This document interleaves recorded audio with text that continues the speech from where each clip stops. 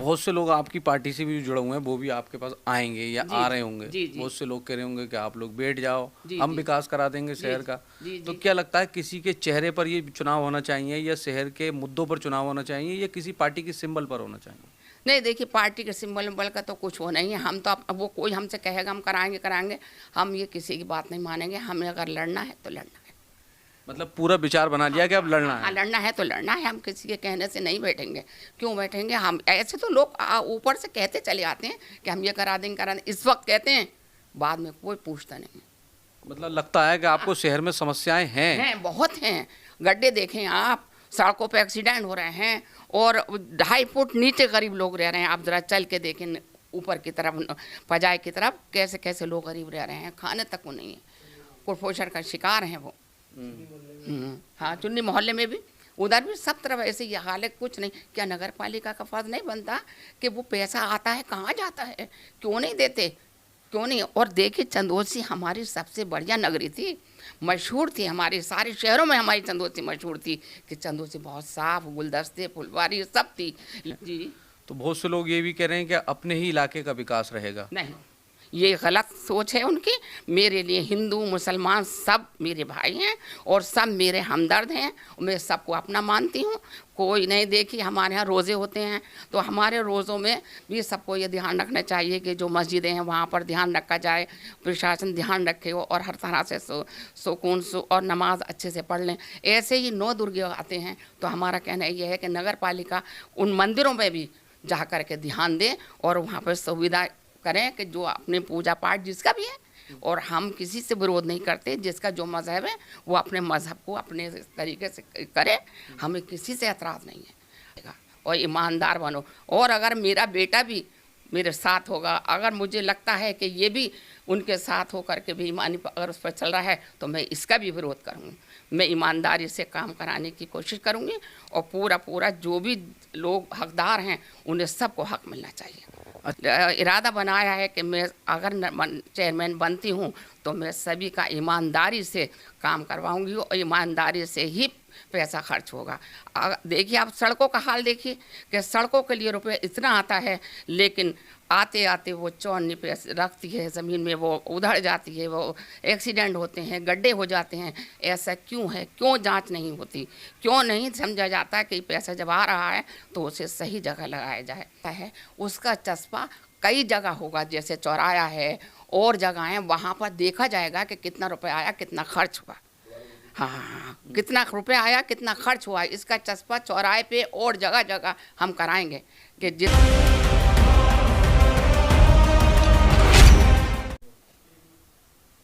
निकाय चुनाव की अधिसूचना जारी होने के बाद तमाम राजनीतिक दलों के लोग अपने अपनी दावेदारी कर रहे हैं। पर हम बात करते हैं संभल जनपद की चंदौसी नगर पालिका की। चंदौसी नगर पालिका से भी अलग अलग लोग अपनी दावेदारियां पेश कर रहे हैं। लगातार सोशल मीडिया पर प्रचार प्रसार शुरू हो चुका है। पर एक प्रत्याशी ऐसा है जिसने हाल फिलहाल में ही निकाय चुनाव लड़ने की घोषणा की है। उनके बेटे के बारे में थोड़ा हम आपको बता दें। उनके बेटे को पूरे ही शहर के साथ साथ पूरे देश में ऑक्सीजन मैन के नाम से जाना जाता है। ऑक्सीजन मैन इसलिए कहा जाता है चूँकि कोविड के समय पे उन्होंने आसपास के जनपदों के लोगों को ऑक्सीजन बांटी थी। इसको लेकर उनका नाम ऑक्सीजन मैन पड़ा। अब उनकी जो माताश्री हैं खतीजा बारसी जी, उन्होंने भी अब चुनावी मैदान में उतरने का मन कर लिया है। तो संभावित प्रत्याशी कहा जा रहा है उनको समाजवादी पार्टी से। थोड़ा उनसे हम बातचीत करेंगे, उनके बारे में जानेंगे, चूँकि शहर के लोग उसे ज़्यादा जानकारी नहीं है, मीडिया में कम आती हैं। थोड़ा अपने बारे में थोड़ा बताइए, चूँकि शानू भाई को तो लोग जानते हैं, ऑक्सीजन मैन के नाम से जानते हैं। थोड़ा आप अपने बारे में थोड़ा हमारे दर्शकों को बताएं। देखिए, मैंने 2000 में इलेक्शन सभासद का लड़ा था। मैंने हर घर जा कर के ये देखा था कि लोग बहुत ही परेशान रहते हैं और नगर पालिका अगर चाहती तो उनको सहूलियतें देती। 2.5 फुट गहरे में उनके मकान बने हुए हैं, लेकिन नगर पालिका में रुपया बहुत आता है, लेकिन कोई आम लोगों तक नहीं पहुंच पाता। मुझे इससे दुख होता है कि जब पैसा आता है तो आम लोगों तक क्यों नहीं पहुंचता। देखिए, अटल बिहारी वाजपेयी ने ये कहा था कि जो ये अटल बिहारी वाजपेयी ने ये कहा था कि भ्रष्टाचार खत्म करो, और भ्रष्टाचार में ये था कि जैसे ऊपर से रुपए, मान लीजिए 100 रुपये आ रहे हैं, वो आते आते आते आते गरीब तक चौनी रह जाती है। मैं ये चाहती हूँ कि ऐसा नहीं हो। जो आता है, अगर 1 रुपया भी आ रहा है तो उसे गरीब को मिलना चाहिए। मैंने ये इरादा बनाया है कि मैं अगर चेयरमैन बनती हूँ तो मैं सभी का ईमानदारी से काम करवाऊँगी, और ईमानदारी से ही पैसा खर्च होगा। देखिए आप सड़कों का हाल देखिए कि सड़कों के लिए रुपये इतना आता है, लेकिन आते आते वो चौनी पे रखती है ज़मीन में, वो उधड़ जाती है, वो एक्सीडेंट होते हैं, गड्ढे हो जाते हैं। ऐसा क्यों है? क्यों जांच नहीं होती?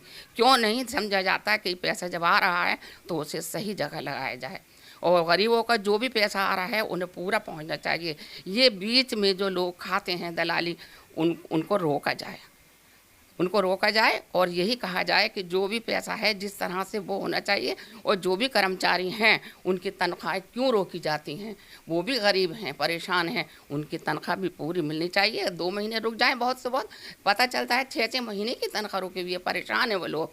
तो क्यों ऐसा करते हैं? ईमानदारी से चलो, ईमानदारी से सब कुछ अच्छा होता है। हमारा देश जो है वो ईमानदारी से ही आगे बढ़ेगा, और ईमानदार बनो। और अगर मेरा बेटा भी मेरे साथ होगा, अगर मुझे लगता है कि ये भी उनके साथ होकर के बेईमानी अगर उस पर चल रहा है, तो मैं इसका भी विरोध करूँगी। मैं ईमानदारी से काम कराने की कोशिश करूँगी, और पूरा जो भी लोग हकदार हैं उन्हें सबको हक मिलना चाहिए।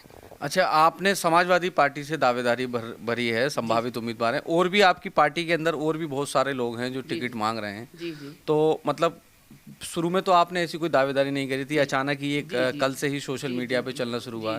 क्या मन में विचार आया आपके? मेरे मन में ये विचार आया है कि मेरा बेटा समाजवादी पार्टी से थोड़ा जुड़ा हुआ है, और वो समाजवादी की उसने अब तक भी सबकी ख्याल रखा है और सबको समझा है।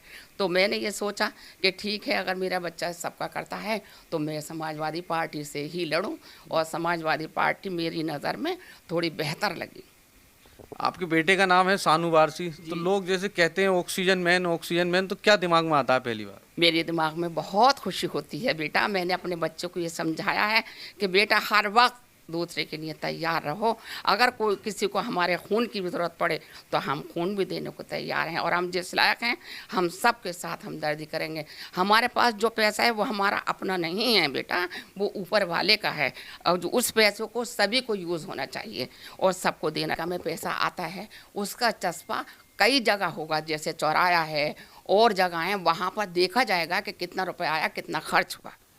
हाँ, कितना रुपया आया, कितना खर्च हुआ, इसका चस्पा चौराहे पे और जगह जगह हम कराएंगे कि जिससे कोई बेईमानी ना हो, और जो पैसा जिनके लिए आता है उन्हें पहुंचना चाहिए, और बेईमानी हम होने नहीं देंगे।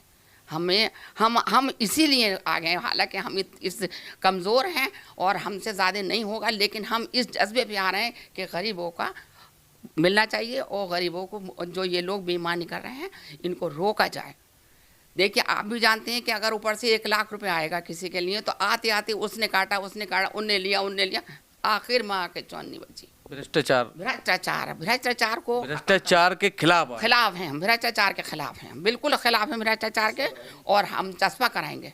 मतलब हाँ। अगर 1 लाख का काम हुआ तो उसका पूरा हिसाब लिखा जाएगा? हिसाब लिखा जाएगा, उसका हिसाब लिखा जाएगा, कहाँ लगेगा, कहाँ लगा, तो कैसे, मतलब कहाँ बम प्लेट लगवाई? हाँ, बस हम ये चस्पा कराएंगे, बम प्लेट लगवाएंगे, और ये है कि हम हिसाब मांगेंगे कि भैया कहाँ जा रहा है ये पैसा। जो ठेकेदार जो होते हैं कमीशन लिए बिना सड़कें नहीं डालते, उन पे नकेल हम उन पे केस करेंगे, हम उन्हें नहीं देंगे। जो अगर ऐसे होंगे हम उनको ठेका नहीं देंगे। क्यों? कमीशन पे भी छोड़? नहीं, हम कमीशन पे भी नहीं मिलेगा। जिसको अगर साफ ईमानदारी से काम करेगा उसको मिलेगा। हम क्यों ठेकेदार के दबाव में आएंगे? हम नहीं, ठेकेदार अपने घर जाए, अगर वो कमीशन पे करेगा हम नहीं करेंगे, करने देंगे।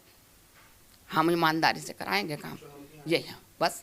हाँ, चुनौती आएंगे उसका सामना करेंगे, हम नहीं डरेंगे, हम बिल्कुल नहीं डरेंगे। अगर कोई हम लग रहा पार्टी टिकट देगी इस बार? हाँ, देखिए अगर देती है तो शुक्र अल्लाह का, नहीं देती है तो भी अल्लाह का शुक्र। अगर पार्टी टिकट नहीं देगी तो फिर नहीं, तो भी अल्लाह का शुक्र, नहीं लड़ेंगे। अगर नहीं देगी तो हम नहीं लड़ेंगे, हम तो उस पर भरोसा करेंगे। वो अगर वो चाहेगी कि हमारी किस्मत में है कि हम लोगों की खिदमत करें तो हमें टिकट मिलेगा, हमें उस पर भरोसा है। और ये आपको बहुत सारी शुभकामनाएं चाहिए।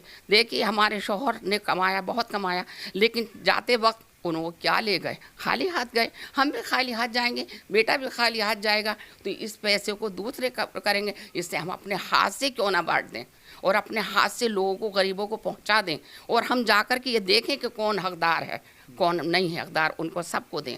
देखिए जाड़े आते हैं, लोग जाड़ों में ठिठुरते हैं, लिहाफ नहीं होती उनके पास। प्रशासन तो पैसा भेजता है करता है, लेकिन उन तक नहीं पहुंच पाता। तो हम लिहाफ भी दिलवाते हैं, जहाँ हमें पता चल जाता है वहाँ देते हैं।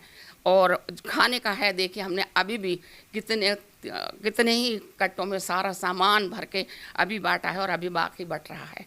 हम ये चाहते हैं, हाँ, हर हाल में हम ये चाहते हैं कि गरीबों की हमसे मदद हो और जो बेईमान हैं उनका पर्दाफाश हो कि कौन बेईमानी कर रहा है। अरे ऊपर से रुपया आ रहा है, लेकिन गरीब के आते आते बीच में कटौती हो जाती है, चौनी भी नहीं मिल पाती। तो क्यों है ऐसा? ये इस बात पे ध्यान देना चाहिए। अच्छा, बहुत से लोग ये कहना है कि जैसे अगर आप चेयरमैन बन जाती हैं जी, तो बहुत से लोग ये भी कह रहे हैं कि अपने ही इलाके का विकास रहेगा। नहीं, ये गलत सोच है उनकी। मेरे लिए हिंदू मुसलमान सब मेरे भाई हैं और सब मेरे हमदर्द हैं। मैं सबको अपना मानती हूँ। कोई नहीं, देखिए हमारे यहाँ रोज़े होते हैं, तो हमारे रोज़ों में भी सबको ये ध्यान रखना चाहिए कि जो मस्जिदें हैं वहाँ पर ध्यान रखा जाए, प्रशासन ध्यान रखे और हर तरह से सुकून और नमाज अच्छे से पढ़ लें। ऐसे ही 9 दुर्गे आते हैं, तो हमारा कहना ये है कि नगर पालिका उन मंदिरों में भी जा कर के ध्यान दे और वहाँ पर सुविधा करें कि जो अपने पूजा पाठ जिसका भी है, और हम किसी से विरोध नहीं करते, जिसका जो मज़हब है वो अपने मज़हब को अपने तरीके से करे, हमें किसी से एतराज़ नहीं है। हम सबको यही जानते हैं, सब अल्लाह के बनाए हुए इंसान हैं, अपना अपना तरीक़ा है, अपना अपना तरीक़ा कर लो, लेकिन झगड़ा मत करो किसी से भी, और ना किसी से झगड़े की बात करो।